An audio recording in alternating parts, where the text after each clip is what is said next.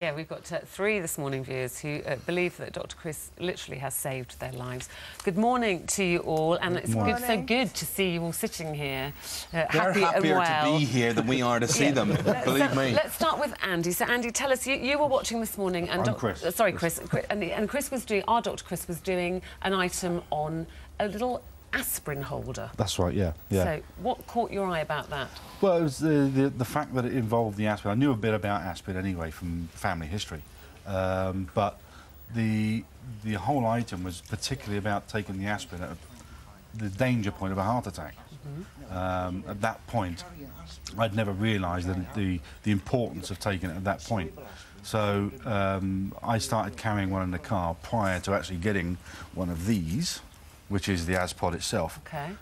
See that? This is what Chris had at the time. This is an ingenious little device because in there are 2 aspirins to use, Dr. Chris, just in the case of emergency. Yeah, emergency aspirin use. The 300 milligram strength rather than the low dose ones, soluble, and if you feel any chest pain into your neck or down your left arm. Which is what happened to you. Yeah, tell us what happened. Well, basically, I initially started with what I thought was indigestion.